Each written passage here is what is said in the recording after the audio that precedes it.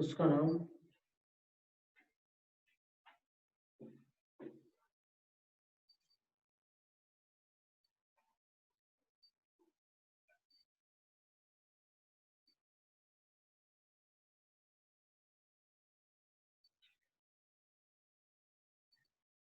उद्दिष्ट त्याग।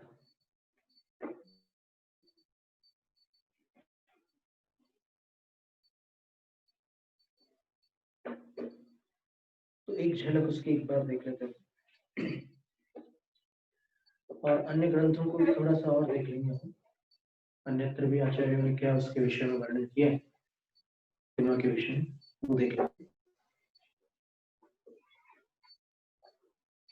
रत्नकर्ण श्रावकाचार्य की 147वीं कारिका में आचार्य सामंतभद्र स्वामी ने जो लिखा है वो ये है कि गृहतो मुनिवन मित्वा गुरुपकंठे व्रतानि परिगृह्य वैश्यासनस्तपस्यन् खंडधर। वहां पर ये लिखा है कि जो घर से हमेशा के लिए निकल जाता है और मुनि संघ को प्राप्त होकर गुरु के समीप ये उत्तम अणुव्रत अथवा परम अणुव्रत अंगीकार करता है, स्वीकार करता है। अब वो जो पहले वाले अणुव्रत थे उनमें और ये जो उत्तम अणुव्रत है इनमें अंतर है।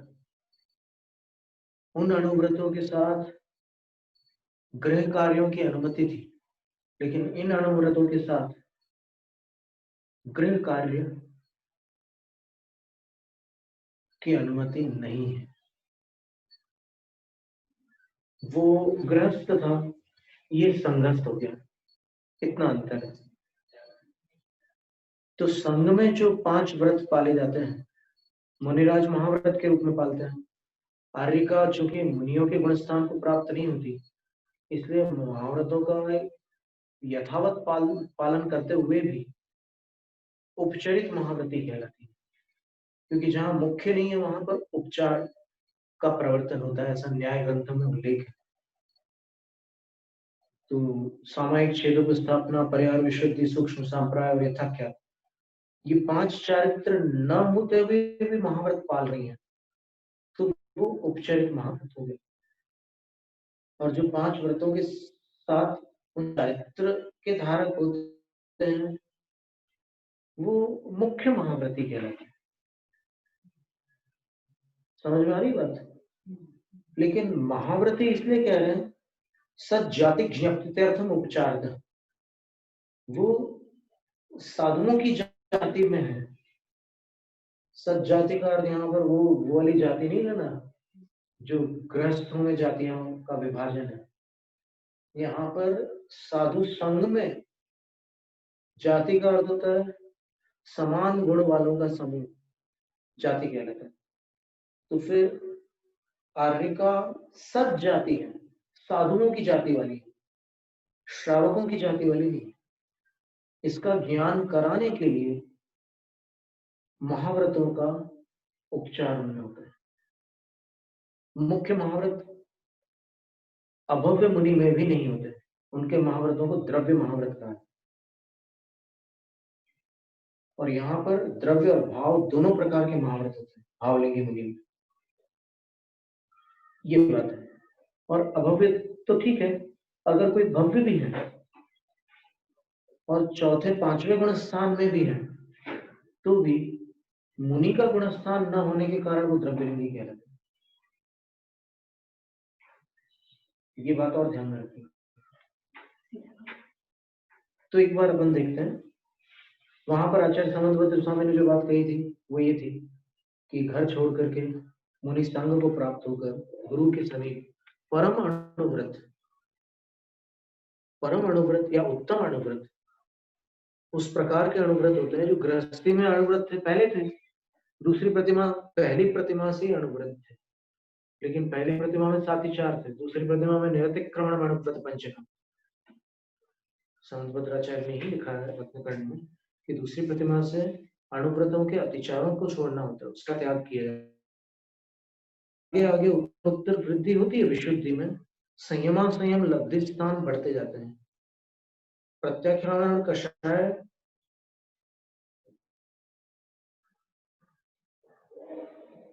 कि जो अनुभाग स्पर्धक होते हैं उनकी हानि से प्राप्त होने वाली जो विशुद्धि है वो संयमा संयम लब्धि स्थान है, और संज्वलन कषाय के जो अनुभाग स्पर्धक है उनकी हानि से प्रकट होने वाली जो संयम के साथ होने वाली विशुद्धि है,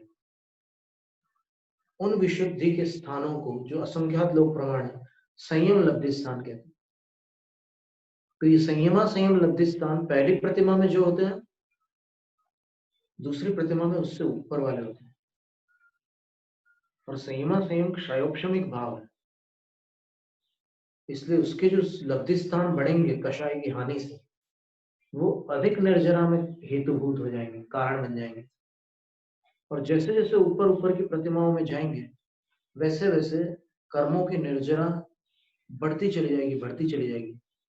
और यहाँ तो 11वें स्थान में तो घर बार का त्याग कर दिया,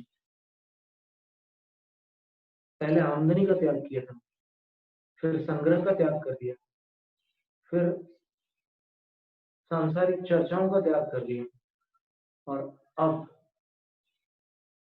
घर का ही त्याग कर दिया। और त्याग करके गुरु के पास आकर गुरु के संग में सम्मिलित होकर वो विशेष व्रत ग्रहण करते हैं, और उन व्रतों को ग्रहण करने की जो प्रक्रिया है उसको क्रियाकलाप ग्रंथ में और फिर नक्षत्राणि नामक काव्य में ग्रंथकारों ने आचार्यों ने उसको दीक्षा संज्ञा दी है। वो जो व्रतों का परिग्रहण है, व्रतानि परिगृह्य ये शब्द लिखा है वहां पर, तो परिग्रहण का अर्थ यहाँ पर स्वीकरण है। यहाँ पर परिग्रहण का अर्थ, परिग्रह शब्द का एक ही अर्थ पकड़ के नहीं बैठना है, एक शब्द के अनेक अर्थ होते हैं। सामायिक परिग्रह के बारे में लिखा है नीति सार में कि नक्षत्र दिखते ही शाम को सामायिक का विसर्जन कर दे, अर्थात नक्षत्र दिखने तक जो सामायिक की अवधि बताई है उसको पूर्ण करें। तो सामायिक में बैठने का समय, सामायिक प्रारंभ करने का जो समय है उस हिसाब से रखें कि जिससे कि ये आकाश का रंग बदलता है तब तो नक्षत्र दिखते हैं सूर्यास्त के बाद, तो नक्षत्र दिखने पर ना सामायिक को समाप्त करना। तो उसमें लिखा है नक्षत्र दर्शनान मुंचेत सामायिक परिग्रहम, सामायिक का जो परिग्रह था उसको आप नक्षत्र देखने से छोड़। तो सामायिक का परिग्रह मतलब परिग्रहण का अर्थ होता है स्वीकरण, अंगीकार करना। परिग्रह केवल वही परिग्रह नहीं है, अब जब 5 पापों की चर्चा होगी तो वहां पर परिग्रह का अर्थ वो निकालना, प्रमत्त योगान मूर्छा परिग्रह, वो परिग्रह हो गया। अब यहाँ पर व्रतानि परिगृह्य बोल रहे हैं, व्रतों को स्वीकार करता है, तो उसमें आपको स्वीकार करना अर्थ लेना है। और उन व्रतों को स्वीकार करने के बाद फिर प्रवृत्ति कैसी होती है उस कारिका के उत्तरार्ध में आचार्य बताते हैं कि वो ऐसे उत्तम अणुव्रत को स्वीकार करने के बाद नियम से, देखो उत्तम अणुव्रत 10वीं प्रतिमा में नहीं थे,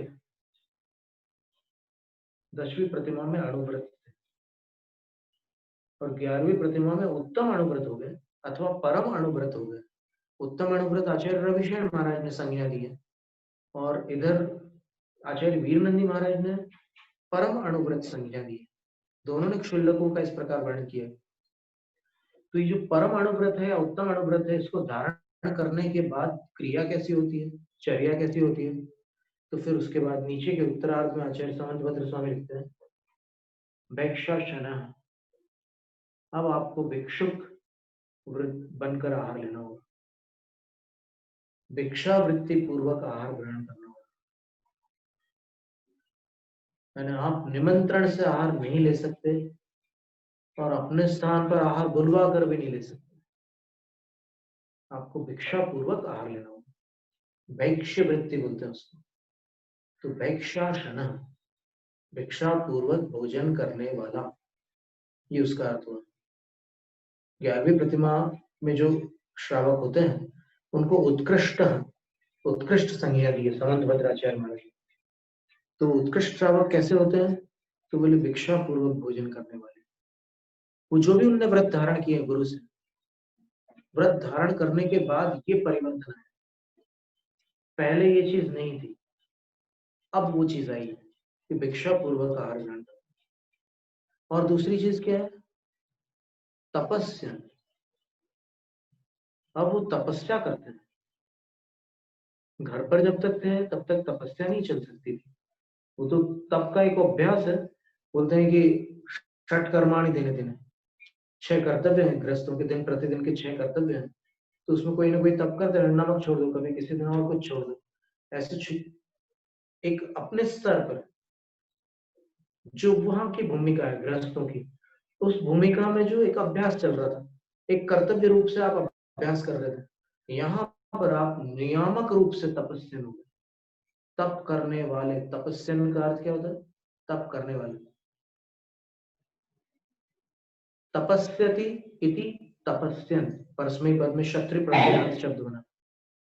जो तपस्या करे सो तपस्यन, तपस्यति इति तपस्यन पुल्लिंग शब्द, और क्षुल्लिका के लिए तपस्यंती बन जाएगा स्त्रीलिंग में। तो ये दूसरी बात हो गई कि गुरु के पास जो व्रत धारण किए उन्होंने, उन व्रतों का नतीजा, परिणाम ये निकला कि अब वो तपस्या करने लग गए। और तप का पर्यायवाची शब्द दीक्षा भी होता है, तो वो दीक्षाधारी हो गए। जैसे तीर्थंकर के 5 कल्याणक में तीसरा कल्याणक कौन सा है? तप कल्याणक है। तो तप कल्याणक का दूसरा नाम क्या है? दीक्षा कल्याणक है। तो ये दूसरा, तप का दूसरा अर्थ दीक्षा भी होता है। फिर एक विशेषण और दे दिया, चेल खंड धरण। अब आप वस्त्र धारण नहीं करेंगे, अब आप चेल खंड धारण करेंगे, वस्त्रों के टुकड़े धारण करेंगे। वस्त्र नहीं पहन सकते आप पूरे।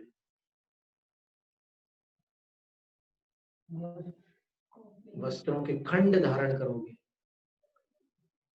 खंड का अर्थ टुकड़ा होता है। अखंड वस्त्र का त्याग हो गया। ये समंतभद्र आचार्य के वचन है कि अखंड वस्त्र के वो त्यागी हो गए। ये 11वीं प्रतिमा है, और उसी का यहाँ पर थोड़ा सा विस्तृत वर्णन कर दिया है। और प्रश्नोत्तर शास्त्राचार्य में भी सरल भाषा में 11वीं प्रतिमा का विवरण है, उसको भी अपन एक झलक देख लेंगे। और आचार्य कुंदकुंद स्वामी ने भी इसको जिन शासन की दूसरी मुद्रा बताया, और लिंगी शब्द का प्रयोग किया। लिंगी शब्द का अर्थ होता है साधु। प्रश्न ये उठता है कि समंतभद्र आचार्य जिनको उत्कृष्ट श्रावक कह रहे हैं, उनको कुंदकुंद आचार्य भी उत्कृष्ट श्रावक कह रहे हैं। धनसण पहाड़ की 18वीं गाथा, लेकिन सूत्र पहाड़ में उनको लिंगी कह रहे हैं। तो जो श्रावक है वो साधु कैसे हो सकता है, और जो साधु है वो श्रावक कैसे? लेकिन दोनों शब्दों का प्रयोग आचार्य कुंदकुंद स्वामी ने किया हुआ है, इसलिए इसका समाधान निकालना बहुत आवश्यक है, नहीं तो भ्रांति बनी रहेगी। आप एक पक्ष को पकड़ लेगा और दूसरा दूसरे पक्ष को पकड़ लेगा, नहीं साधु ही है, नहीं श्रावक ही है। तो वो ही वगैरह का यहाँ पर प्रावधान नहीं है। यहाँ पर अपने को विवक्षा समझनी होगी, आचार्य महाराज का अभिप्राय क्या है, वो ऐसा क्यों कथन कर रहे हैं, उसको समझना होगा। और फिर पिछली चर्चा में जहां पर नवोपचार विधि की चर्चा निकली थी, वहां पर बात आई थी कि तीनों पात्रों की नवोपचार विधि होती है, और वो तीनों पात्र अतिथि संविभाग में नवोपचार विधि के पात्र होते। तो अतिथि संविभाग में पहला शब्द तो है अतिथि। तो अतिथि में उन गृहस्थों को नहीं लिया जा सकता जिनकी तिथियां फिक्स होती है, और जिनकी मुद्रा अतिथि की मुद्रा नहीं होती, उनको नहीं लिया जा सकता। तो AR संमिठाणे किट्ठो सावहो हवे दुयो वथिक धरो पढ़ो कोविन परिको विधियो। 11वां स्थान है इसको आचार्य समंतभद्र स्वामी ने 11वां पद कहा है। यहाँ आचार्य वसुनंद सिद्धांत चक्रवर्ती, ऐसा भी सुनते हैं कि मूलाचार्य के टीकाकार और वसुनंदी श्रावकाचार्य के रचनाकार एक ही आचार्य, तो वो सिद्धांत चक्रवर्ती है। अगर नहीं हो तो फिर वसुनंदी आचार्य ये कह रहे हैं कि 11वें स्थान में उत्कृष्ट श्रावक दो प्रकार के होते हैं। वत्थिक धरो पढ़ना, एक एक वस्त्र ऊपर दुकूल को धारण करने वाले प्रथम क्षुल्लक, जिनको आज क्षुल्लक नाम से जाना जाता है, और प्राचीन ग्रंथों में भी जिनका नाम क्षुल्लक के रूप में उल्लिखित है, वो प्रथम है। कोविन परिघो विदेव, और मात्र कोपिन को परिग्रह शब्द का अर्थ यहाँ पर ग्रहण करने वाले। कोपिन का है परितः ग्रहणम येषांते, भली भांति जिन्होंने कोपिन ग्रहण किया है वे। फिर पंडित आशाधर जी ने किसी विवक्षा से उनको परिग्रही कहा है, वो विवक्षित कथन है। अगर अपन चरणानुयोग और सिद्धांत से विचार करें तो ये वेशभूषा है, ये सिविल ड्रेस नहीं है, ये यूनिफॉर्म है, ये वर्दी है। ध्यान में रखना इस बात को। वो मिलिट्री वाला चाहे आसाम का हो, चाहे दक्षिण भारत का हो, या किसी भी प्रांत का क्यों ना हो, वर्दी एक रहेगी। पुलिस पुलिस रहेगी, और पुलिस कोई भी हो उनकी वर्दी वो रहेगी। ये तीन वर्दियां हैं। और किनकी वर्दियां हैं? तो बोले लिंगी शब्द दिया कुनकुनाचा, उसके साथ ये लिंगी यानी अवशिष्ट जो लिंगी, अर्थात एक तो मुनि लिंगी है और उनके अतिरिक्त जो भी लिंगी है। लिंगी शब्द का अर्थ क्या होता है? आप देखिए, सम्यक दर्शन का वर्णन आपने पढ़ा ही होगा कई शास्त्रों में, उसमें आता है ना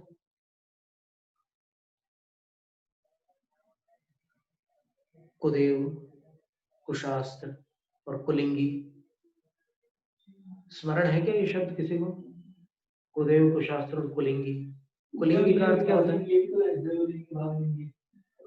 वो तो दिगंबर मुद्रा के साथ है, लेकिन अभी ये चर्चा अपन ये वाली कर रहे हैं कि कुलिंगी शब्द का अर्थ क्या है।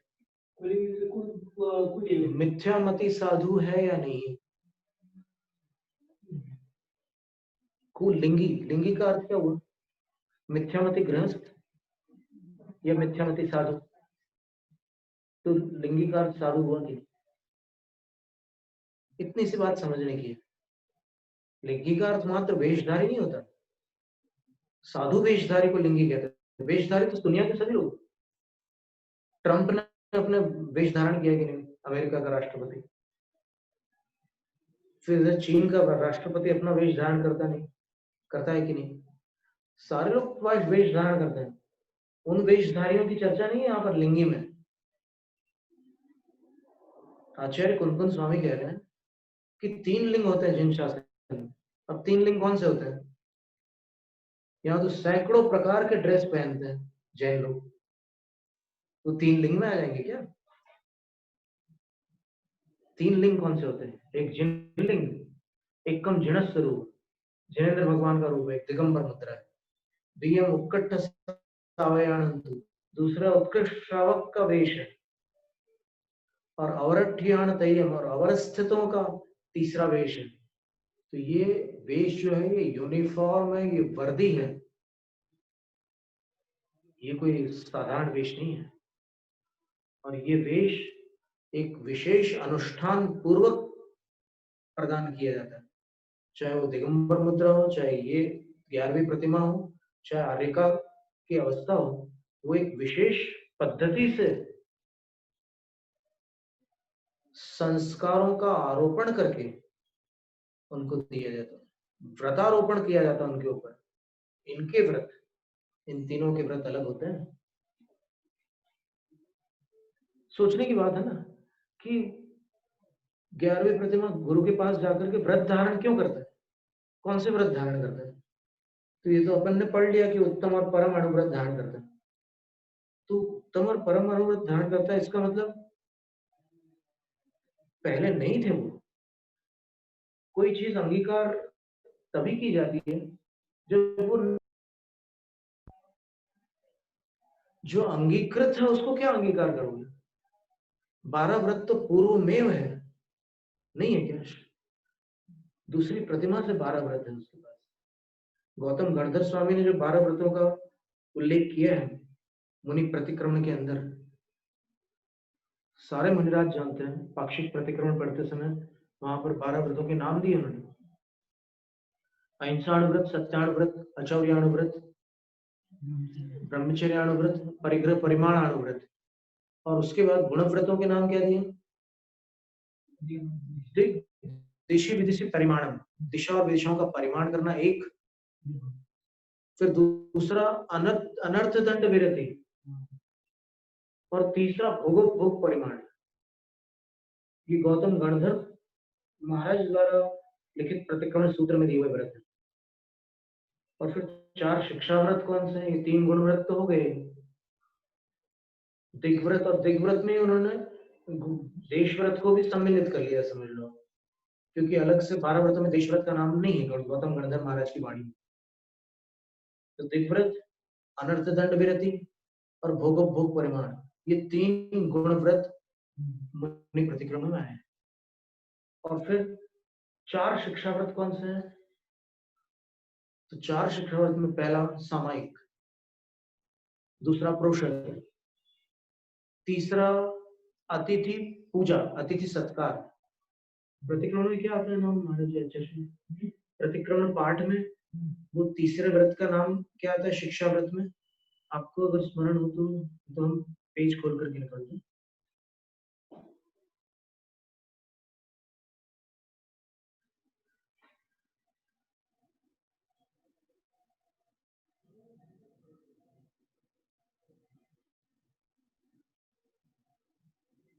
कहाँ मिलेगा आचार्य? आप लोग पढ़ते हैं ना मुनि प्रतिक्रमण? तो क्योंकि हम लोग तो श्रावक प्रतिक्रमण पढ़ते हैं।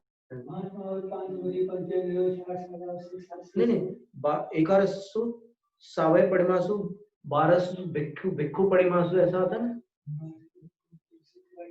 हाँ, ये कहाँ पर आता है? ये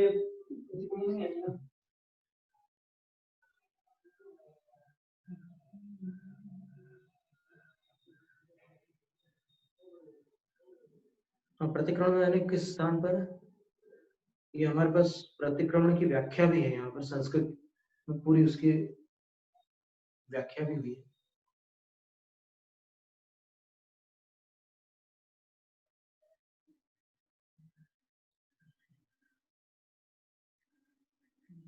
यानी मैंने यदि 11 प्रतिमाओं की भी अवमानना की हो तो तस्मिच्छामि दुक्कडम, मुनिराज कहते हैं, क्योंकि वो भी जिनेन्द्र प्रणीत मोक्ष का मार्ग है। कितनी बड़ी बात है। 12 भिक्षु परिमासु, ये बस यही शब्द आप बता दीजिए कहाँ पर है, हम निकालेंगे।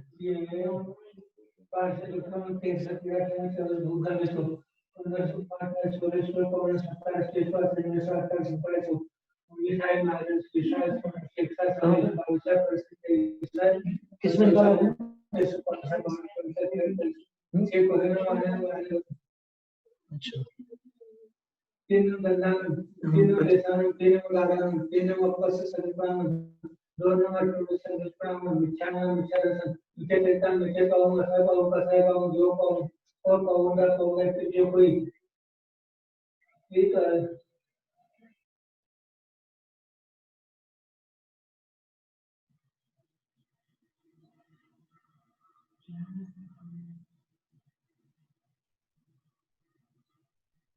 अच्छा, अच्छा, येसु वासे परिमासु 12 येसु भिक्षु परिमासु।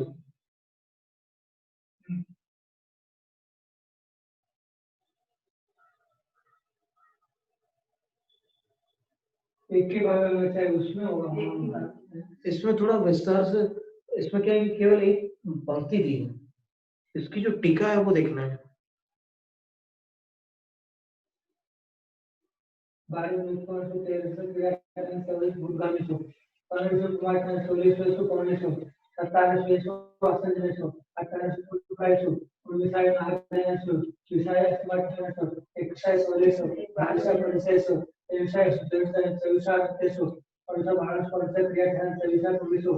27 है, 28 है, 8 सब औसत प्रसंग देखो दिशा में से 31 है, 51 से 32 है, 33 है, 80 है, आजीवन में अक्षर है, मानस है, अक्षर है। हाँ ठीक है, वो तो पूरा पैराग्राफ हो गया, ठीक है। फिर कहाँ तक है? बस वो 11 प्रतिमाओं का जो वर्णन है ना, विस्तार, वो तो श्रावक प्रतिमा में है। नहीं वो एक मिनट, माता जी ने दिया है, ज्ञानमती माता जी ने इसको दिया हुआ है, देखिए हम निकाल के दे रहे हैं।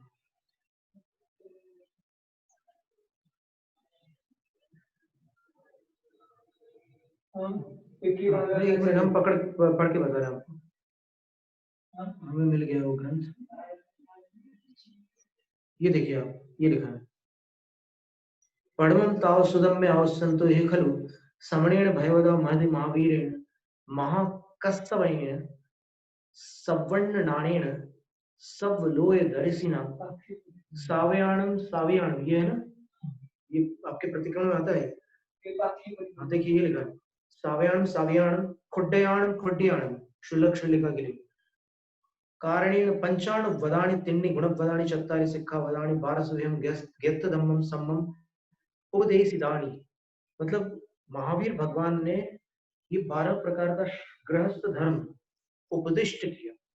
तत्व इमानी पंचाणु वदानि, खास देखने की बात ये कि कौन से 5 अणुव्रत है, कौन से 3 गुणव्रत है और कौन से 4 शिक्षा व्रत, क्योंकि विभिन्न श्रावकाचारों में इनमें अंतर मिलता है। अणुव्रत तो हर जगह एक ही मिलेगी, लेकिन गुणव्रत और शिक्षाव्रत हर जगह अलग मिलेगी। आप देखिए कि अपन तत्वार्थ सूत्र देख लो, चारित्र बाहुड़ देख लो, फिर ये रत्नकर्ण श्रावकाचार देख लो और वसुनंदी श्रावकाचार देख लो। इन 4 ग्रंथों में आपको अलग अलग प्रकार से मिलेंगे गुणव्रत और शिक्षाव्रत। तो गौतम गणधर महाराज ने क्या कहा वो देख लेते हैं। पढ़मे अणुव्रते थूलयड़े प्राणादि बाधादो वेरमणम। पहला अणुव्रत क्या है? स्थूल व्रत है, पहली बात। और प्राणातिपात से विराम लेना, अहिंसा अणुव्रत, ठीक है। विधीय अणुव्रते थूलयड़े मुसावादादो वेरमणम। दूसरा अणुव्रत जो वो भी स्थूल व्रत है, उसमें मृषावाद से विराम लेना है। मृषावाद यानी असत्य वचनों से। तदीय अणुव्रते थूलयड़े, तीसरा अणुव्रत भी स्थूल व्रत है, अदत्ता दानादो वेरमणम। बिना दी हुई वस्तु के आदान से विराम लेना है, यानी चोरी का त्याग। फिर चौथे अणुव्रते थूलयड़े, चौथा जो अणुव्रत है वो भी स्थूल व्रत है, उसमें क्या करना है? सदार संतोष, परदार गमन वेरमणम। स्वदार में संतोष रखना और पर स्त्री गमन से विराम लेना है। कस्य अपुन संवदो विरधि, और किसी के लिए सर्वतः विराम भी हो सकता है, जिसने विवाह नहीं स्वीकार किया अणुव्रत में सर्वथा त्याग भी कर सकता है।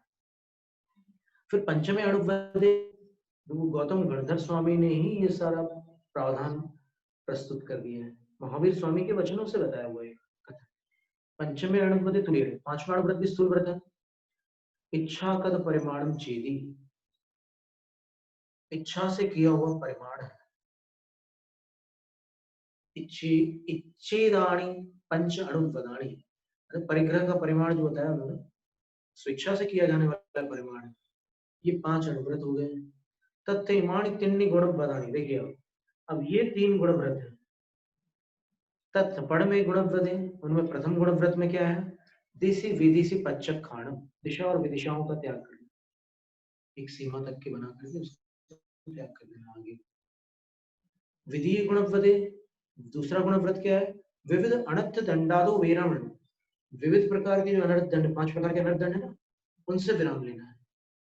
और तदीय गुणव्रत भोगो भोग परिसंखाणन चेदी, तीसरा जो मिल गया ये पार्ट सुदम में आउस संतो नाम की बुक में,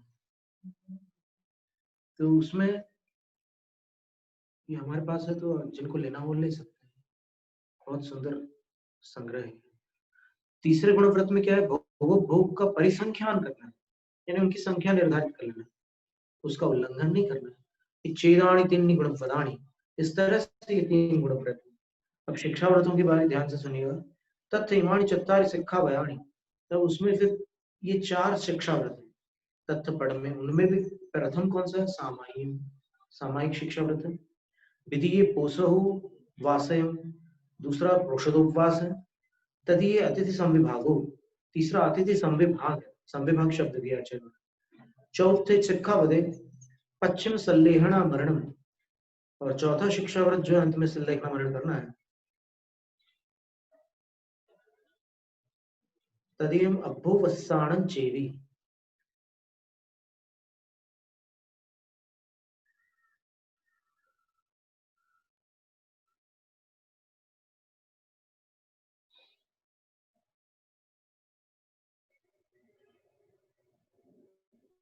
ये थोड़ा समझना होगा। अब इतना 4 तो समझ में आ रहा है, लेकिन तदीयम अभ्युवस्सानं चेदि लिखा है। अभ्युवस्सानं का मतलब अभ्यावकाशनम होता है।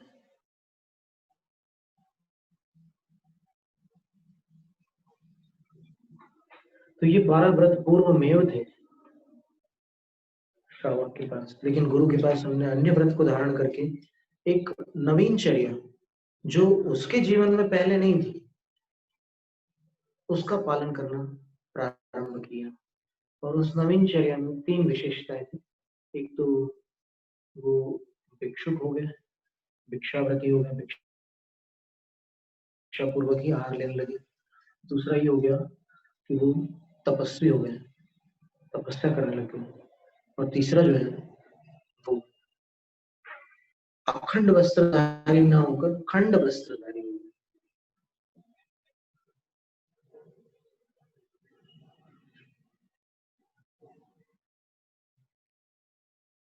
तो वसुनंदी श्रावकाचार्य में अपन ने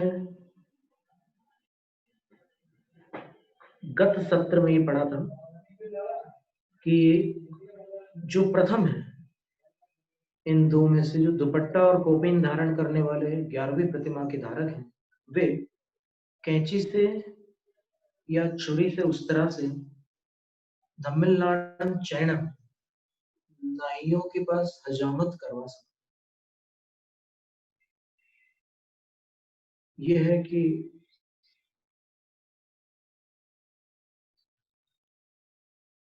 जो पैसे लगेंगे वो कोई ना कोई गृहस्थ उसका प्रबंध करेगा। इतनी सी बात है।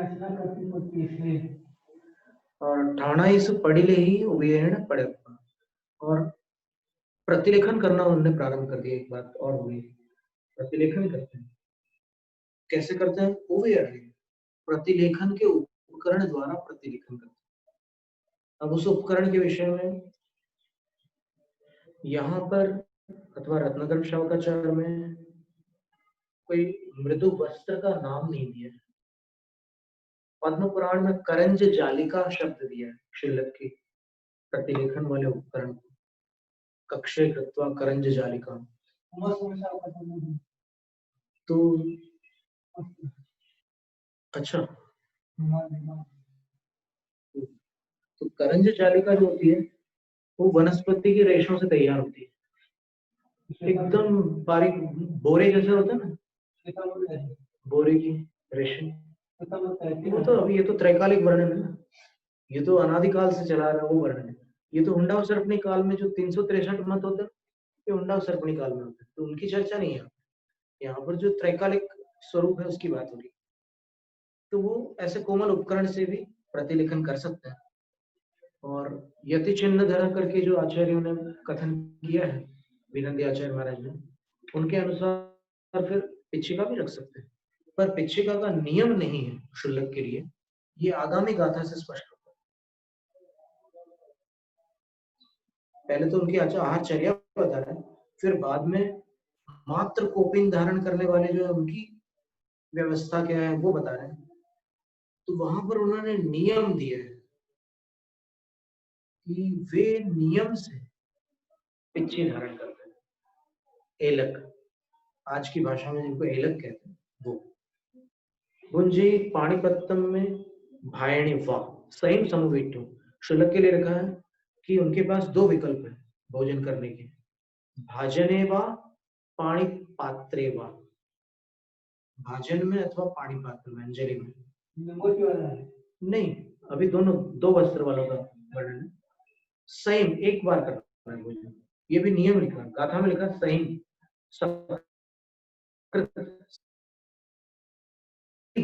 भोजन करना खड़े होकर के। ये उपवासम पूर्ण नियम, और उपवास जो है चौव्यम, 4 प्रकार का उपवास है, वह पर्वों में नियम से करना होता है। कृष्ण और शुक्ल पक्ष में नियम से आहार के त्याग रूप उपवास करना होता है। फिर इसका जो दूसरा विकल्प बताया उन्होंने, अर्धोपवास, उपवास। अब जिनकी शक्ति नहीं, आज की प्रकृति वैसी है, जो आहार के त्याग करने से उनके आर्तनोत्तर भावलिंग के साथ नहीं बताया, लेकिन मान लो उनके आर्त ध्यान का कारण बन जाए, लिए उन्होंने दूसरा विकल्प अनुष्ठान। कुछ उपवास तो होते ही हैं मुनियों के, जैसे केशवंश के लिए तो लिखा है उपवासेणैव कायो, उपवास पूर्वक ही केशवंश करनी होगी, मूलाचार में गाथा है। तो फिर पखालीमण पत्रम, पात्र को धोकर सबसे पहले आहारचर्या के लिए, फिर पवित्र चर्या के लिए प्रवेश करें, और पंगड़ी ठीक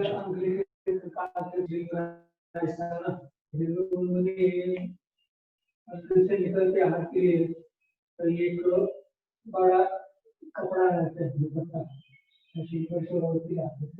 चौके में जाएंगे, चौके में एक पाटा लगाएंगे, सब सब बोलेंगे, सब बोलेंगे, सब बोलेंगे, पाटा पर दिखाएंगे, जैसे बाहर से आया है, अंदर बुलाएंगे, मारेंगे, अंदर अंदर आगे आपको बैठेंगे, तो कपड़ा है वो चौके में काम है, कपड़े नहीं, इंफॉर्मेशन लेके वहाँ पानी लेके, तो ये ऐसा भी सुना था ना कि क्या होते हैं ना, तो आते तो डरते थे, पसंद नहीं था, नहीं, और वो चटाई लेकर के, चटाई चटाई नहीं, अच्छा, जो बताने वाले बताते हैं ना, हाँ ठीक है, आपने देखा होगा, नहीं, अच्छा, जिसने देखा है, जिन्होंने, ये लोग बोले लोग, ठीक, एक सरस्वती आरवाड़ी महाराज जी पत्नी साधु की आश्रम महाराज सभी को दिए हैं, उन्होंने हमसे बात की, तो उससे पूछ के उनके साथ में कोई दूसरे महाराज साहब था ना, तो उन्होंने हमको महाराज के साथ बता दिया, अच्छे हुए, महाराज के साथ में लगे थे, ऐसे लोग थे, क्योंकि उस मुसलमान को 2000 था ना, इसलिए वो कभी चलता मुसलमान एरिया में चले गए, सब जगह नहीं, मुसलमान एरिया में चले गए, तो वहाँ से ज्यादा पता नहीं। तो आचार्य शांति सागर महाराज जी ने इसको अस्वीकार कर दिया, उन्होंने ये क्रांति उत्पन्न की, इसका अर्थ ये हुआ। तो आप कौन से महाराष्ट्र की चर्चा कर रहे हैं? आदि सागर महाराज जी भी 4-5 हुए, ये गोरगांव वाले, अच्छा, गोरगांव वाले, में गोरगांव वाला ऐसा हुआ, वो अलग है, तो शांता प्रसाद क्या बोलते हैं, देवेंद्र स्वामी, अंकलीकर वाले अलग हैं, ये कैसा है, भोसेकर बोलते हैं, भोसेकर आदि सागर, हाँ, और ये गोरगांव के सागर, और ये विकर सागर, शांति सागर, वो तो देवेंद्र स्वामी प्रोग्राम के कर्नाटक की, क्या अदम्य भारी साहस हुआ, देने के बाद गुरु को गुरु ही कपड़े पहन के जाएंगे, तो गुरु कपड़ा छुड़वाए, तो गुरुनाम गुरु बोलते हैं, गुरु भी गुरु है, गुरु को देखा कि गुरु शांति महाराज राष्ट्र को दिया, तब उस वक्त पता थी सांसद हमारे ने दीक्षा लिया, तब वहाँ के लोग पता थी, लोग 10 रुपए 50 रुपए पैसे रखते थे सामने, वो हमारे देते थे कि रुद्र सांसद हमारे ने बंद कर देंगे। और वो जो सिद्धप्पा स्वामी थे जिनसे आचार्य शांति सागर महाराज जी ने ब्रह्मचर्य व्रत लिया, सिद्धप्पा स्वामी को दो नदी पार कराते थे, खंडे में बैठाते। वो तो आदप्पा स्वामी को कराते थे। आदप्पा सिद्धप्पा क्या नाम है नहीं, सिद्धप्पा स्वामी तो जब 18 साल के हुए ना आचार्य शांति सागर महाराज, सात गौड़ा पाटिल जी थे, तब उन्होंने ब्रह्मचर्य व्रत सिद्धप्पा स्वामी से लिया था। उस वक्त ताकत तो लोग कद्दू खाते थे ऐसे कच्चे ही।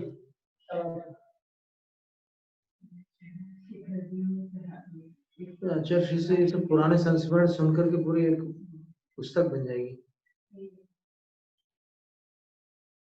क्योंकि इतनी पुरानी बातें सुनाने वाले धीरे धीरे घट गए हैं।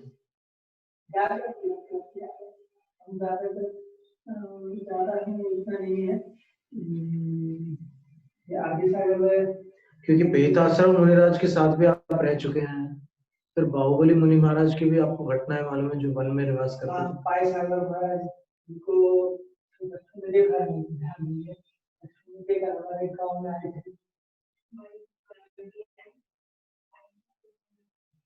कौन से पाई सागर महाराज? वो आचार्य शांति सागर महाराज जी के शिष्य, वो पाई सागर महाराज। ठीक ठीक, अच्छी बात। तो फिर पंगड़ी टिच्चा वो श्रावकों के प्रांगण में ठहर करके भणियों धर्म लाभ इतना कहते हैं। और धर्म लाभ कहने का मतलब ये है कि हमारे पात्र में भिक्षा आप डाल सकते हैं, श्रावकों के लिए संकेत होता था। अब फिर क्या करते हैं, सिद्धम लाहा लाए, फिर लाभ होने पर या अलाभ होने पर शीघ्र अधीन वयम, कोई दीनतापूर्ण शब्द आवाज न निकालते हुए नियत वहां से निकल करके अन्न में गीहे बच्चे दूसरे पर जाते हैं और दर्शी मोड़ी कायम सिर्फ मौन से अपना शरीर दिखलाते हैं। दूसरे जगह पहले स्थान पर धर्म लाभ बोलते हैं और दूसरे स्थान पर मौन पूर्वक शरीर दिखलाते हैं। और जे अद्व है कोई भी, फिर आधे मार्ग में अगर कोई भी उनसे कहे भणे पथे प्रार्थना, वो अगर कोई ऐसा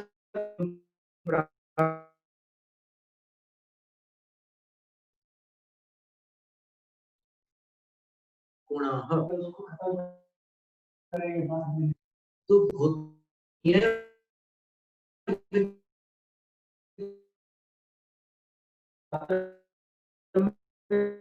सेवन के उपरांत ग्रहण करते हैं, जरूरत नहीं। यहाँ तो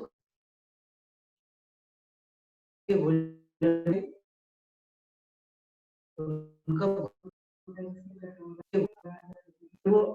सेवा नहीं निश्चित रूप से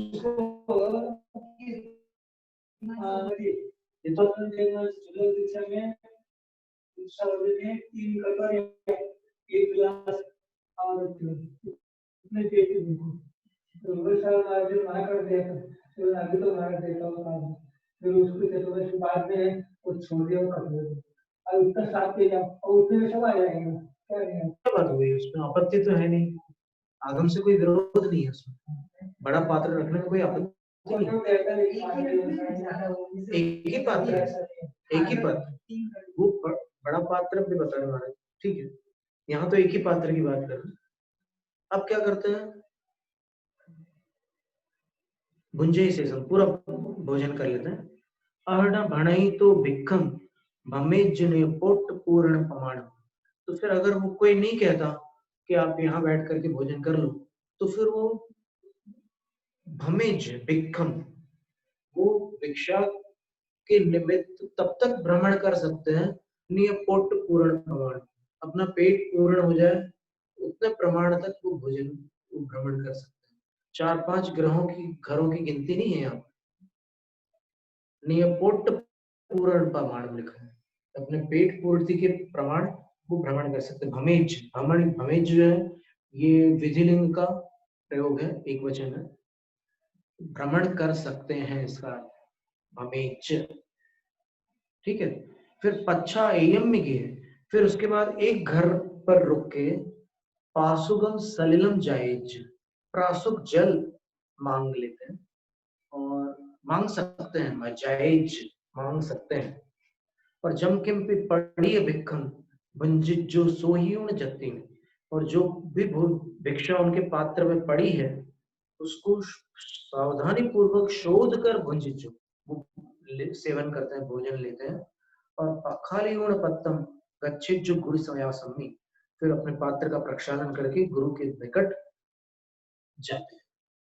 जैवं न रहे जो, यदि ऐसा नहीं रुचता, अर्थात ऐसी विधि यदि आपके अनुकूल नहीं पड़ती, तो फिर एक दूसरा विकल्प होता है, काउ ऋषि की हम चर्या है, जिस घर पर ऋषि की मतलब मुनियों के आहार हुए हैं वहां पर चर्या प्रवेश करते हैं, यानी साधु का जहां पर आहार हुआ वहां पर ये जाएंगे। और ए भिक्षम पवित्र नियमनम ता पूजा, और चूंकि वो वहां पर प्रवेश कर रहे हैं तो एक भिक्षा की प्रवृत्ति का नियम करके वो वहां भोजन लेते हैं। एक भिक्षा का मतलब बस यही इसी घर की भिक्षा हम लेंगे, एक ही घर की भिक्षा लेंगे। वो जो बहुगृह भोजन था उस उसका यहाँ पर प्रावधान न करके केवल एक गृह भोजन लेंगे, एक घर की ही भिक्षा लेंगे, ऐसा नियम करके फिर गंतुण गुरु समीपम समीपम, गुरु के समीप जाकर चौव्यम विहीणा पच्चक खाणम गही, 4 प्रकार का प्रत्याख्यान विधि पूर्वक ग्रहण करके। 4 प्रकार का प्रत्याख्यान कौन सा है? तो मूलाचार में लिखा है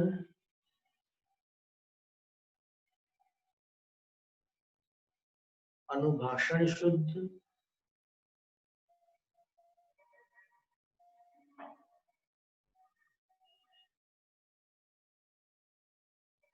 विनय शुद्ध, और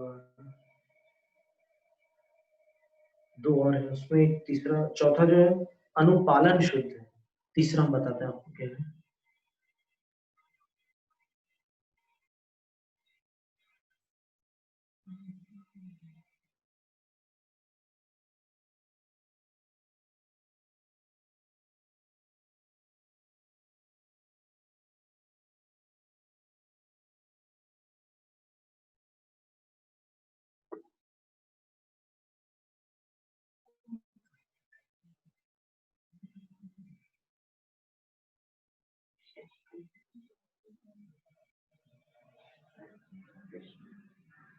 भाव शुद्ध, परिणाम शुद्ध। तो विनय शुद्ध में बता रहे हैं कि आपको गुरु के पास जाकर के 3 भक्ति पूर्वक प्रत्याख्यान लेना है, और अनुभाषण शुद्ध में आपको शुद्ध उच्चारण पूर्वक साफ उनको समझ में आए कि आप क्या बोल रहे हो वो बता करके प्रत्याख्यान लेना है। और अनुपालन शुद्ध में उस प्रत्याख्यान की रक्षा करनी है, प्राणांत प्रेम, कंठगत प्राण होने पर भी उस प्रत्याख्यान को सुरक्षित रखना है। और परिणाम शुद्ध का अर्थ है कि उस प्रत्याख्यान को लेकर अपने परिणामों को शुद्ध बनाए रखना, आर्त रौद्र ध्यान के साथ प्रत्याख्यान नहीं करना। अंतराय हो गया लेकिन क्या करें, अब तो त्याग करना ही है और क्या। तो ऐसे ऐसे नकारात्मक भावों के साथ प्रत्याख्यान नहीं करना। और फिर क्या करना है, और तो सबम आलोचित जब प्रयत्न, पहले प्रत्याख्यान ले लो, क्योंकि प्रत्याख्यान लेने में देर नहीं करनी होती, सबसे बड़ी बात। और फिर प्रयत्न आलोचित, सावधानी पूर्वक आलोचना करो क्या क्या किया आपने आहारचर्या में। जैसे मान लो बहुगृह भोजी है तो आज तो वर्तमान में वो परिपाटी नहीं है, आचार्यों ने एक गृह भोजी का ही निर्देश दे रखा है सभी शिक्षकों को। तो यदि बहुगृह भोजी है तो उनको ये बताना होगा गुरु को कि इतने घरों से मैंने अमुक अमुक वस्तुएं स्वीकार की थी। और यदि एक गृह भोजी है तो वहां की पूरी प्रक्रिया बताना कि आपने सब्जी ली, कितने प्रकार की सब्जियां ली, कितने प्रकार के अनाज लिए, कितने प्रकार के, वो सब वहां पर वर्णन करना होगा गुरु के समीप, और कम से कम शब्दों में वर्णन करना है, कुछ छुपाना भी नहीं है और अनावश्यक विस्तार भी नहीं करना है। ये आचार्य विमल साहब श्री के संग में सुनते हैं कि ये प्रक्रिया चलती थी कि आहार के बाद सबको बताना होता था कि चौके में क्या क्या लेकर के, और सब चीज चौके में बताऊं जी बोलते हैं महाराज जी अभी एक तो कभी यहाँ ऐसे करते हैं शुरू खाली कुछ जिक्र नहीं होता जो का बोलो ऐसा हम भी वैसे ही करते हैं। ऐसा महाराज जी कैसे है ये बात बताओ हमारा त्याग की वस्तु कैसे बोल पड़ेगी 19 लाख के बाद में हम चालू कर दिया तो ये तो अपने हाथ में है ना, अपने अंजलि बंद कर दिया। उसमें चीज अगर हमने त्याग किया तो उसकी रखने नहीं देते। अच्छा, रखने नहीं देते तो फिर त्याग वस्तु निकाल कह सकते हैं। लेकिन अच्छा इसमें एक बात बोला आपको शुद्धि बोला आपने झाल दिखाया नहीं देखी नहीं कुछ नहीं शुद्धि बोला शुद्धि बोली जो वो देने वाला वो तो संकल्प मात्र से ग्राह्य है। तुमको जो शुद्धि बोले नाम शुद्धि वचन काय शुद्धि आज शुद्ध है आज है ही नहीं और क्या क्या हाँ तो ये सच है कि वो वहां पर सामग्री रख सकते हैं, वो रखना चाहिए तब दिखाना चाहिए कि हमारे लिए आज शुद्ध है हमारे लिए बना है। हाँ ठीक है, वहाँ घर में तुम्हारा बहुत दुनिया भर का बना हुआ है ऐसा लगा पूरे थाली में रख दिया है ना वो जो संविभाग कर रहे हैं उसकी शुद्धि बोल दिया है तभी लेना है। हाँ, संविभक्त जो भोजन है उसकी शुद्धि श्रावक बोले ये बात सही कह रहे हैं क्योंकि ईश्वर शुद्धि खाली कह रही है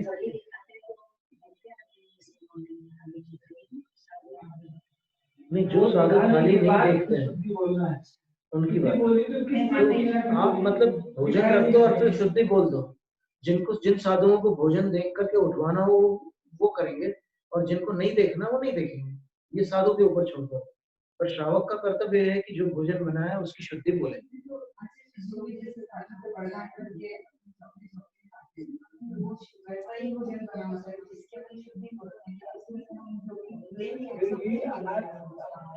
भक्तियां बोलने के बाद जब हाथ धोने का समय आता है ना तो उस वक्त क्या है कि तो पूजा कर लिया आपने पूजा करने के बाद फिर हाथ धो के फिर थाल ला के लाओ ये दिखावा ये है फिर उसकी शुद्धि बोलना है।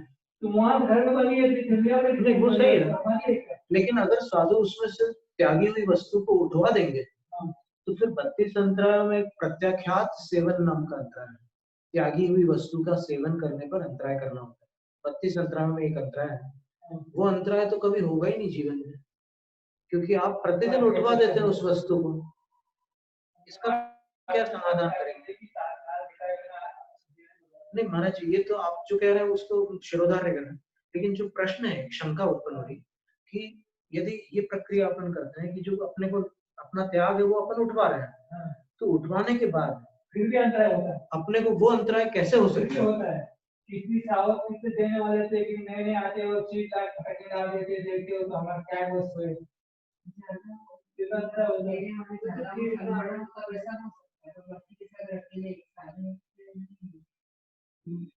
वो, लेकिन दुष्कर हो जाता है फिर वो अंतराय कभी कभी होता है, वो धोखे से होता है।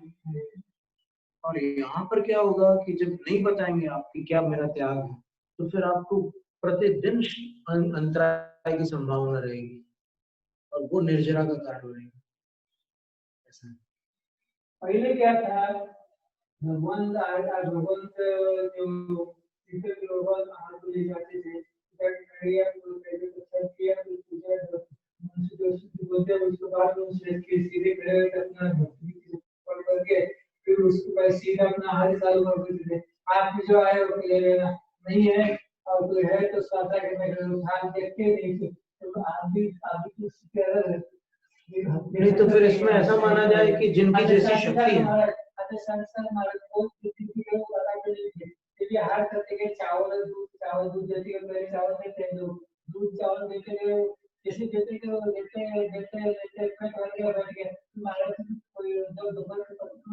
दोपहर में समय है तो लास्ट में एक लड़की ने पूछ रही है इतने दिन तक पूरे शाम या तुम्हारा क्या तुम्हारे तक पूरे किसी ने पूछा कि महाराज क्यों दूध और चावल क्यों ले लो, बाकी कुछ क्यों नहीं क्यों नहीं? क्या तुम्हें खुद बोल गया महाराज प्यार कर लेगा तो चार का प्रोसेस था उसको पूछ ही लिया क्या किसी में व्यवहार हो रहा था। तो पूछते महाराज जी आपने 4 महीने तक दूध और पानी ले लिया ऐसी कोई बात किया तुम्हें किया क्या? तुम्हें दिखाया तुम्हें दूध क्या किए ऐसा करा देते रहेंगे कोई झटका हम शांति से नहीं है। तो फिर जैसे जिनकी जो शक्ति है वो अपन उनको अपन उसके विषय कोई टिप्पणी नहीं कर सकते। सत्य अनुसार आप चलना है आपको करना है। उनके बाद सभी साधु संत थे क्या फिर अपवाद मार्ग कहलाएगा। राजमार्ग में तो यही है कि आपको 32 अंतराय का पालन करना, प्रत्याख्यात सेवन केवल आपको मालूम होना चाहिए कि आपने क्या त्यागा है, और सामने वाला जो दे रहा है उसको बाद में पता चलेगा कि अरे अंतराय इसलिए किया। ये बात है, वो कभी भी बदल सकता है त्याग। आज कुछ और त्याग है, कल कुछ और है।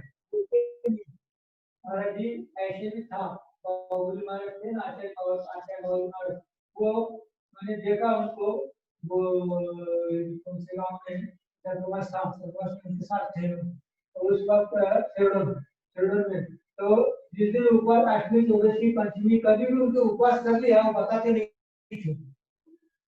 बिल्कुल यही साधुचर्या होनी चाहिए। कुछ भी बताते नहीं थे वो और क्या त्याग है ये कुछ नहीं बताते थे। और उसमें परेशानी होती है आपसे परेशानी होती है ना आज का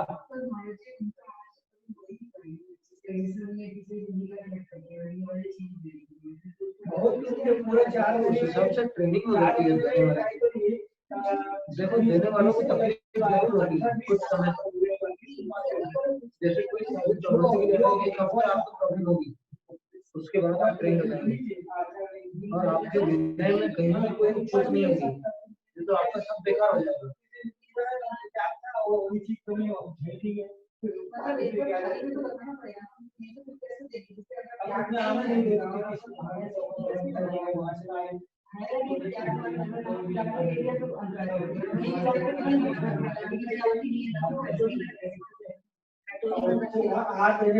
इस विषय में एक विद्वान का तो ये कहना है भोजन के जो 56 व्यंजन होते हैं उनकी एक निश्चित विधि है, उन विधियों से ही वो व्यंजन तैयार होते हैं, और जिसमें शक्कर डलती है उसमें शक्कर डलती ही है, और जिसमें नमक डलता है उसमें नमक डलता ही है। और ये जो पगडंडियां अपन ने निकाली है आज, वो त्यागियों की अनुकूलता बनाने के लिए निकाली है। तो उनका कहना ये है कि अगर आपने रस का त्याग किया है तो उस रस का जिस व्यंजन में प्रयोग होता है उस व्यंजन का आपको उस दिन त्याग करना होगा, तब वो रस परित्याग तब कहलाएगा। ऐसा है तो सही है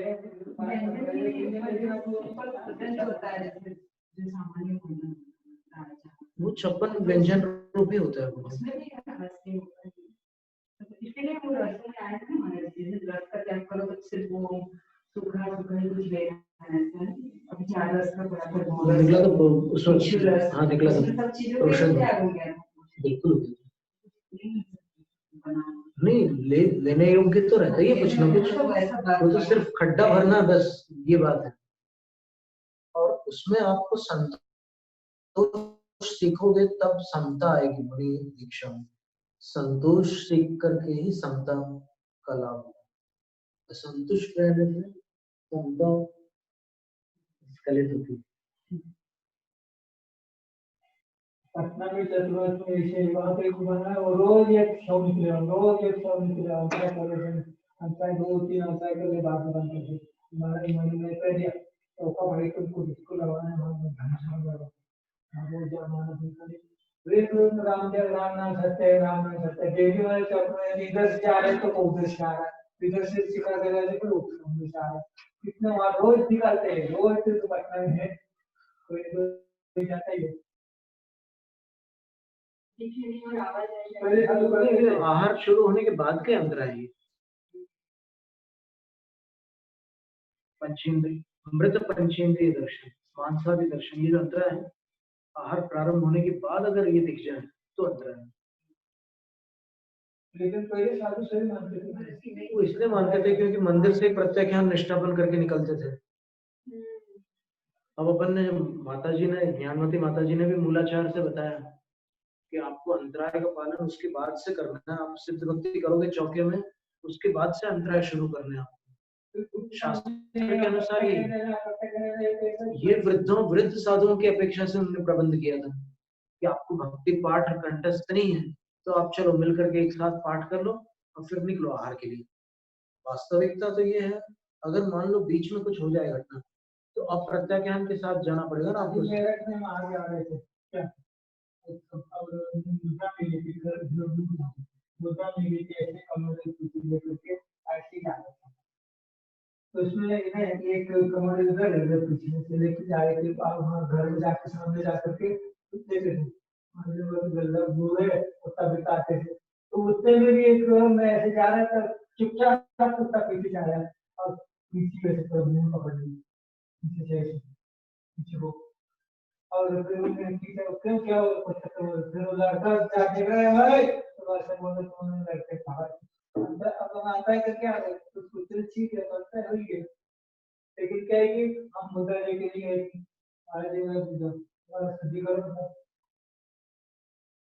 आपके प्रत्याख्यान का निष्ठापन हो चुका था क्या? नहीं हुआ था तो कोई बात नहीं मुद्रा ले तो मुद्रा लेके जाएंगे तो है। मुद्रा की खोज की क्या दान शासन पूरे दान शासन में कहीं पहली बार एक बार देखा तब नहीं दोबारा उसको देखिए बड़ा, क्योंकि हमने कहीं ना कहीं पर कोई श्लोक देखा मुद्रा के बारे में। नहीं दान शासन है या कौन सा धर्म? एक बार तो पूरा अच्छे से देखा तब नहीं, इससे दोबारा देखा।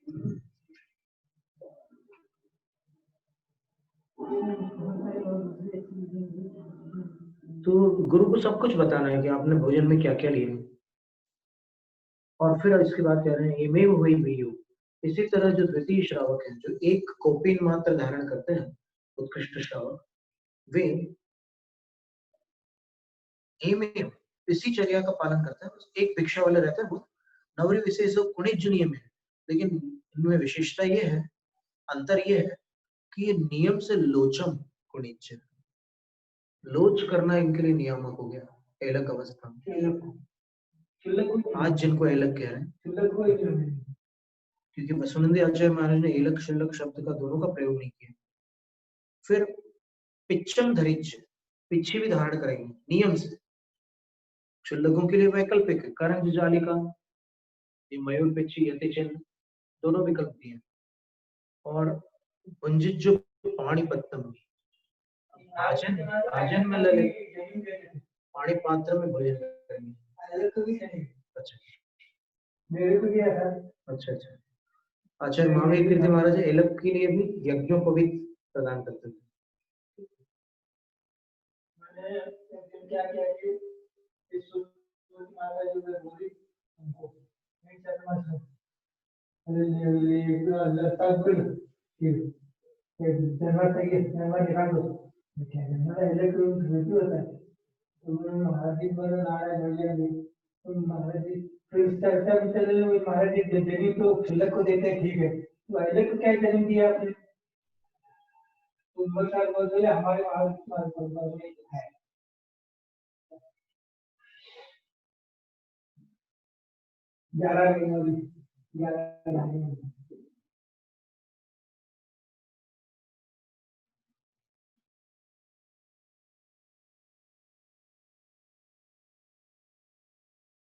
तो एलक के लिए 3 बातें बता दी। तो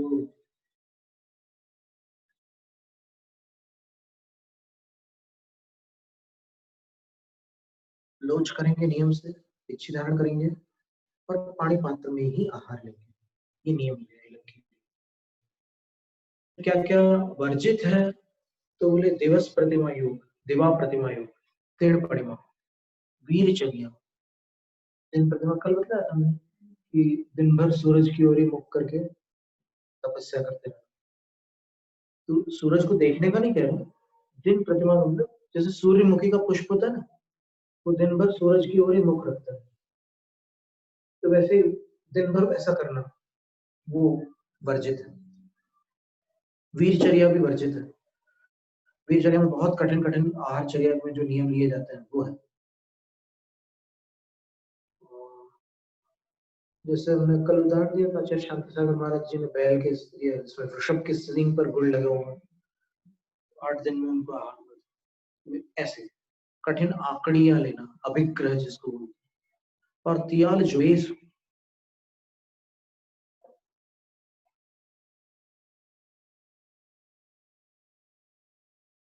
त्रिकाल योगों के विषय में भी देश विरदानम नथि हरियाणो, देश विरतों को अधिकार नहीं है। त्रिकाल योग क्या होता है?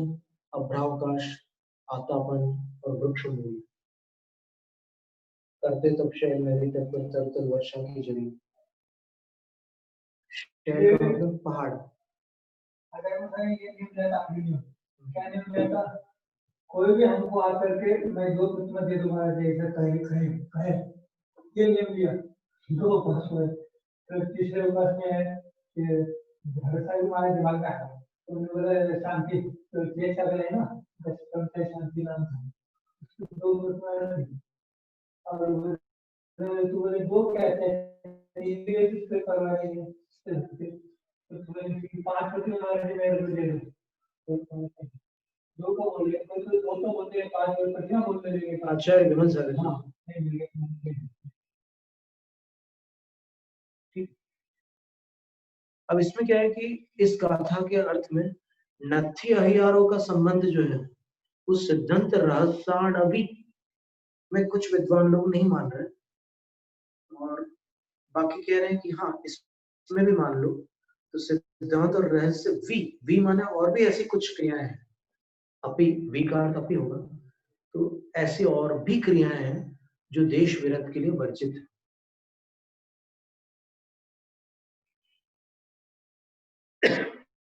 उदाहरण के लिए दिवस प्रतिमा योग, ये दिन प्रतिमा योग जो सूर्य प्रतिमा वाला एक अलग योग होता है, और दिवस प्रतिमा योग ऐसा भी होता है कि दिगंबर मुद्रा धारण करके दिन के समय तपस्या करना, ये उनके लिए वर्जित है।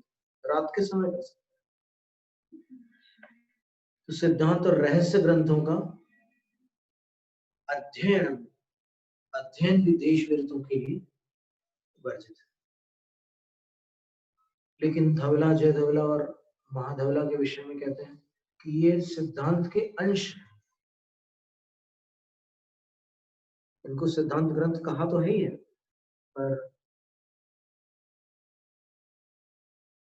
इस विषय में पूरा एक संग्रह, अनेक ग्रंथों के प्रमाणों का एक संग्रह है, तो इसको अलग से किसी सत्र में इस पर चर्चा की जा सकती है। तो अभी अपन इतना ही रखें। फिर बोलते हैं उद्दिष्ट पिंड विरोध, पिंड का अर्थ भोजन है, तो उद्दिष्ट भोजन से जो विरत है, विराम ले चुके हैं। दुवियप्पा सावो समासीन, वह श्रावक 2 प्रकार का है। उद्दिष्ट पिंड, उद्दिष्ट त्यागी श्रावक संक्षेप से 2 प्रकार का है। एयार सम्मिठाणे भणियों सुत्तानुसारेण, वो 11वें स्थान में कहा गया है वो श्रावक कि जो भिक्षावृत्ति से आहार लेगा, और आगम के अनुसार यही व्यवस्था है कि वो निमंत्रण से आहार नहीं ले सकते, भिक्षावृत्ति से आहार।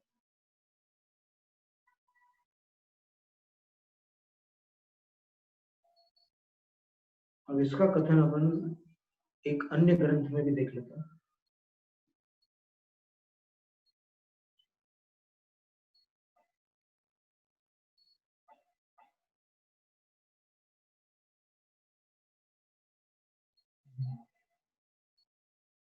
उद्दिष्ट वर्जित ताख्यै कान दशमी प्रतिमा भजेत,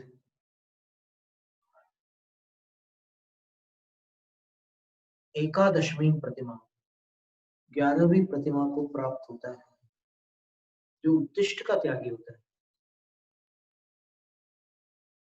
कैसा होता है तो वर्णन कर रहे हैं।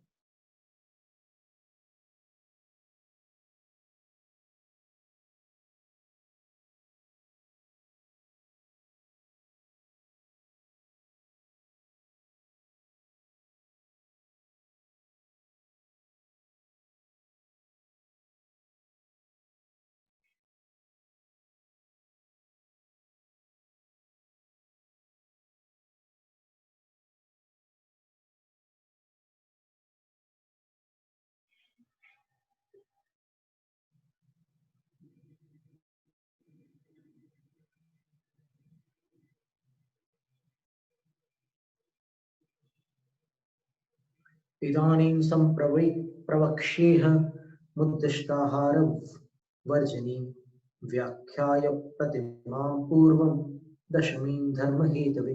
10वीं प्रतिमा का व्याख्यान करके अब मैं 11वीं उद्दिष्ट आहार त्याग नामक प्रतिमा का धर्म के हेतु से कथन करूंगा।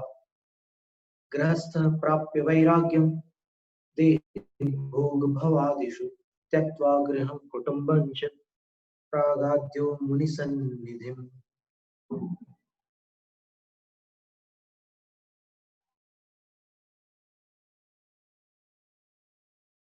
प्रागाद्यो यानी पहले के जो प्रथम गृहस्थ 10वीं प्रतिमाधारी वो वैराग्यम प्राप्य वैराग्य को प्राप्त होकर, किनके प्रति वैराग्य? शरीर के प्रति, भोगों के प्रति और संसार आदि के प्रति वैराग्य को प्राप्त होकर गृहं कुटुंबं च त्यक्त्वा घर को और कुटुंब को छोड़कर मुनि सन्निधिम मुनि संधि मुनियों के सानिध्य को प्राप्त होता है। आराध्य मुनि सत्पादौ शक्र भूपेन्द्र पूजितौ गृहीत्वा क्षुल्लकीं दीक्षा खंड वस्त्र समन्विता। इंद्र और राजाओं द्वारा पूजित गुरुओं के पवित्र चरणों की आराधना करके खंड वस्त्र से समन्वित क्षुल्लक दीक्षा को ग्रहण करता है। वह घर छोड़ करके और क्षुल्लक दीक्षा को ग्रहण करके गुरु पार्श्वे स्थितो नित्यम सोक्ति भिक्षाम पर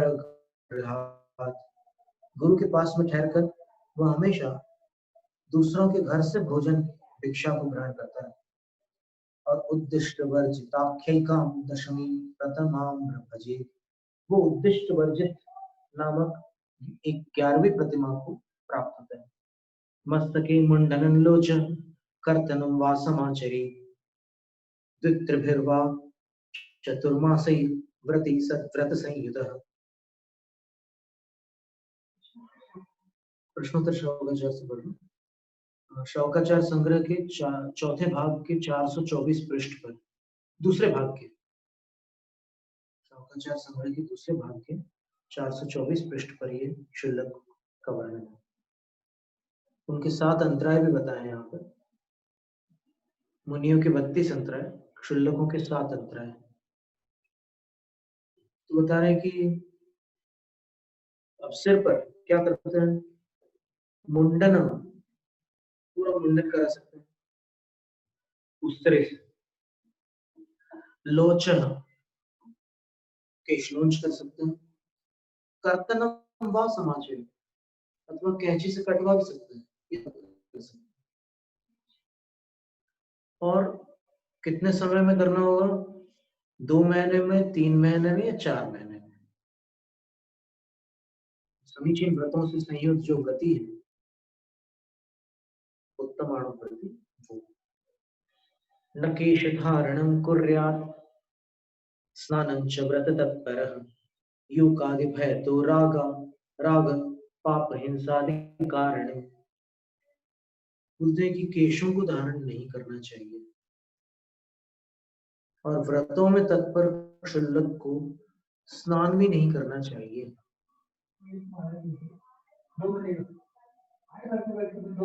करके 2 महीने करूंगा तो उसको बात छोटे करने में आने के छोटे बाल मैंने समझाया अभी 1 महीने कम से कम 1 महीना हो जाते लोग आज बोला है तो कर सकते और खुद भी कर नहीं सकते, खुद करने आता नहीं और हर करके बच्चे करना है।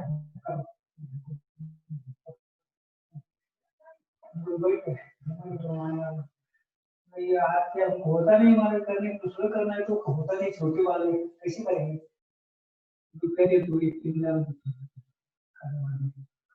ऐसे करते करना आता है, खुद करते हैं, हाथ में दूसरे से करना है तो फिर उनके ऐसे करो। तो केशों को धारण नहीं करना और स्नान नहीं करना व्रतों में जो तल्लीन क्षुल्लक है उनको। और केशों को धारण न करने का कारण क्या है? युकादि भय। स्नान करेंगे नहीं तो केशों को धारण करेंगे तो जुआ आदि का भय रहेगा उसमें। और स्नान करेंगे तो क्या होगा? राग पाप हिंसा के कारण शरीर से राग बढ़ेगा और फिर पाप भी लगेगा और हिंसा भी होगी नहाने से। श्लोकों की बात चल रही।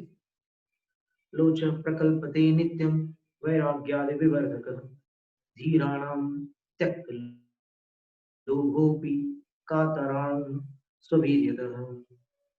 फिर कहते हैं कि ये जो 3 विकल्प दिए हैं बालों को हटाने के, एक तो उस तरह से पूरा साफ कर देना बिल्कुल, और एक कैंची से कटवाना, और एक लोच करना। तो आचार्य कह रहे हैं कि लोच विशेष प्रशंसनीय है। क्यों? क्योंकि वैराग्य आदि विवर्धक, वैराग्य निर्जरा और तप को बढ़ाने वाला होता है केशलोच। धीराणा, धीवीर जो होते हैं उनके लिए वैराग्य आदि की वृद्धि करता है। और त्यक्त लोभों भी, फिर उसमें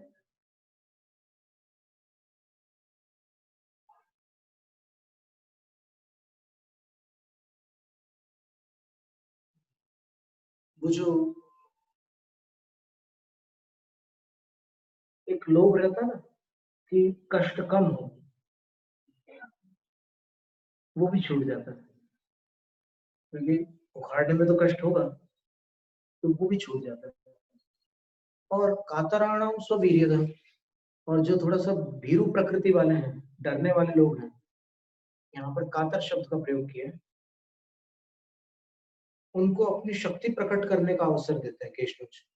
कि आपको डर लग रहा नहीं, अभी एक केशलोच तो करके देखो, तो फिर साहस को प्रकट करता है और शक्ति को प्रकट करता है। संस्तरे कोमली नैव राग युक्ते भजेत क्वचित कामादि भय तो धाद्वा तो घाद्वा शयनम ब्रह्म रक्षक।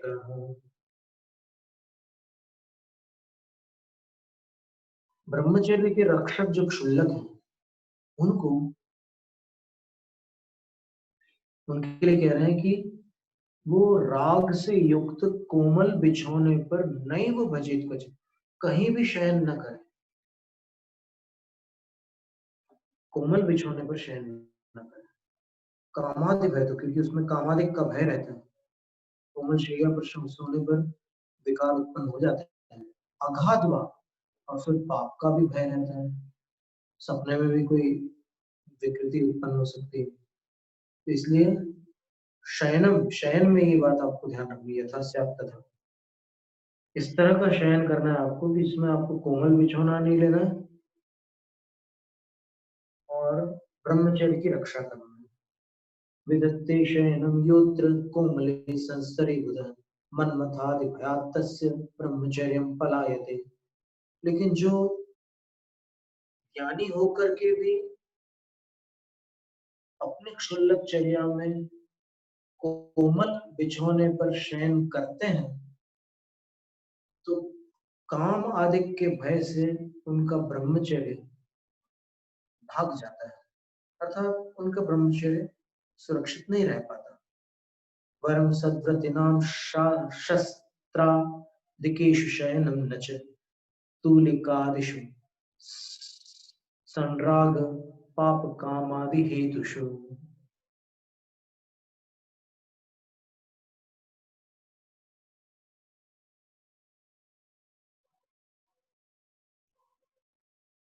उसमें कह रहे हैं कि जो उत्तम व्रती क्षुल्लक महाराज हैं, उनको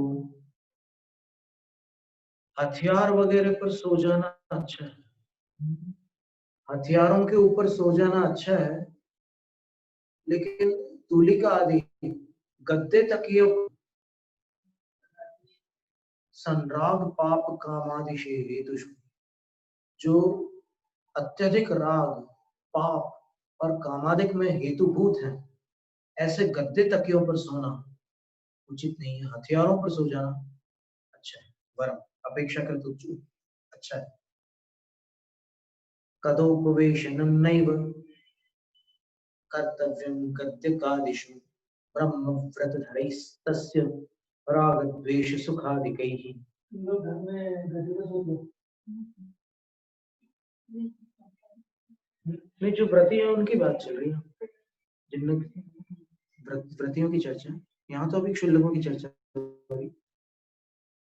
कदोपवेशनम नहीं कर गद्यादिषु कदोपवेशनम नहीं करते, माने किसी भी गद्दे में जाकर के क्षुल्लक को एकदम आराम से नहीं बैठ जाना चाहिए। नहीं बैठना ही नहीं चाहिए गद्दे वगैरह पर, बेधड़क जाकर के उस पर सोफे वगैरह पर नहीं बैठना चाहिए। और ब्रह्म व्रत धरे, जो ब्रह्म व्रत को धारण करने वाले हैं, और राग द्वेष सुखादिकै,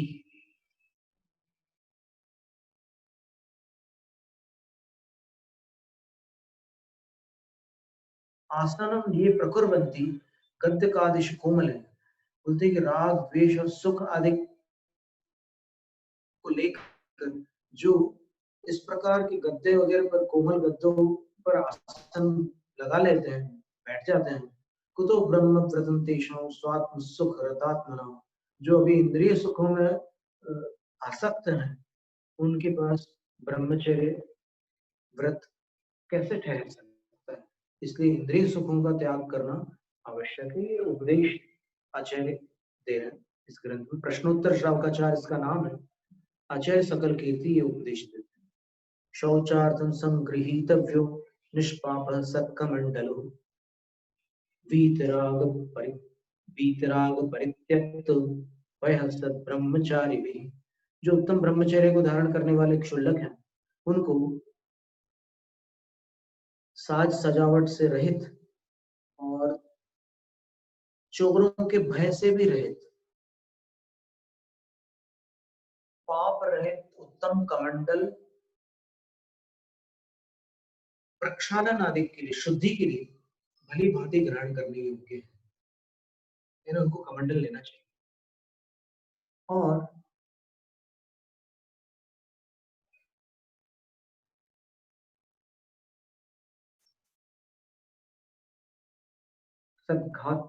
सद्धात्वादि समुत्पन्न संकीर्ण मुख एव स अदृष्ट मध्य देशेन ग्राह्यो दक्षैर भयप्रदः। बोलते हैं कि सोने चांदी से रचा हुआ और सक्रिय मुख वाला, और जिसके अंदर का भाग आंखों से दृष्टिगोचर ही नहीं हो रहा है, ऐसा भयंकर कमंडल क्षुल्लकों को कभी नहीं लेना चाहिए।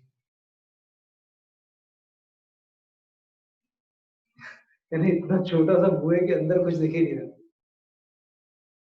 और सोने चांदी से बना हुआ है।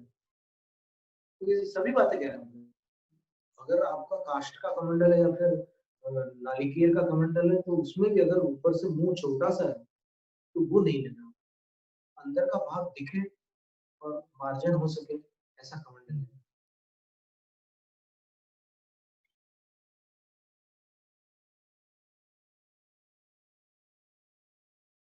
ततो बृहन्मुखो योग्यः स्वल्पमूल्यो कमंडलो प्रासुको भयसंत्यक्तो ग्राह्यो हिंसादिवर्जितः।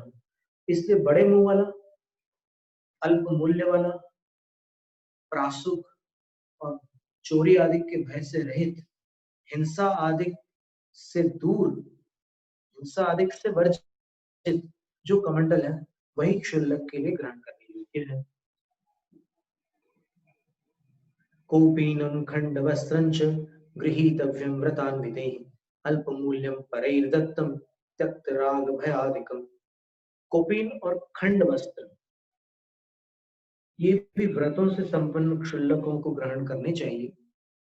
और अल्प मूल्य, जिनका मूल्य अल्प हो, परैर्दत्तम, दूसरे के द्वारा प्रदान किया हुआ हो, और त्यक्त राग भयादिकम, जिसमें राग और भय आदिक न उत्पन्न होते, राग भयादिक से रहित। बृहद्वस्त्रं न चादेयं दक्षैरत्यंत मूल्यजं प्राणान्ते प्राप्त संराग चिंता शोक भयादिदम। जो पाप प्रदान करने वाला है, जो राग प्रदान करने वाला है, जो चिंता प्रदान करने वाला है, जो शोक प्रदान करने वाला है, जो भय प्रदान करने वाला है, ऐसा अत्यंत मूल्यवान बड़ा वस्त्र बुद्धिमान क्षुल्लकों के द्वारा प्राणांत का समय आने पर भी स्वीकार नहीं करना चाहिए। गृह्णन्ति सुंदरम वस्त्रम ये लोभेन कुमार्गाः नश्येत् धर्म्यादि सध्यानम तेषां नाशादि सब संभयात्। जो खोटे मार्ग पर चलने वाले सुंदर वस्त्र को लोभ पूर्वक ग्रहण कर लेते हैं, उनके धर्म आदि सुंदर ध्यान नष्ट हो जाते हैं, क्योंकि उस वस्त्र के खो जाने का, फट जाने का अथवा मलिन हो जाने का या उसकी सुंदरता नष्ट हो जाने का उनके अंदर भय लगा रहता है। इससे धर्म ध्यान उनका छूट जाता है। इसलिए आपको जो यूनिफॉर्म दिया है, जिनेंद्र भगवान ने बोला है कि इस मुद्रा में ये आपका वेश है, तो वैसे आप सिंपल वस्त्र रखिए। ज्यादा महंगे वस्त्रों के चक्कर में, सुंदर वस्त्रों के चक्कर में अपना धर्म ध्यान नष्ट न करें, ऐसा इसमें करें। शालितव्यं न तद्वस्त्रं पापभीतैर्व्रतात्मजैः अप्रासुक्कजलेनैव जन्तु संघात घातनात्। जीवों के समूह का घात होने के कारण पाप से डरने वाले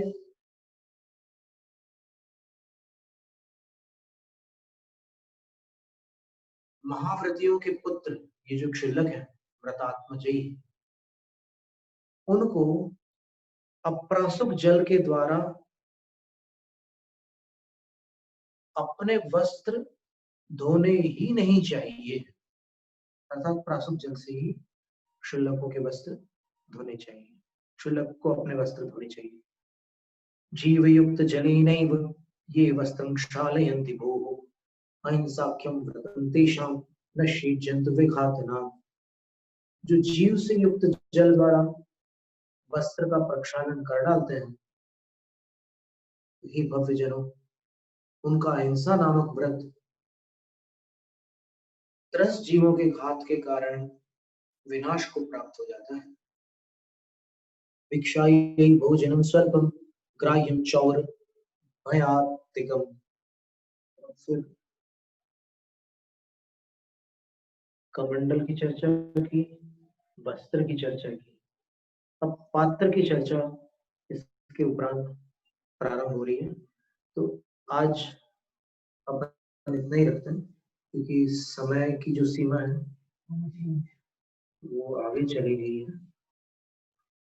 जैनम जयतु शासनम अतः पुराणिक स्वाध्याय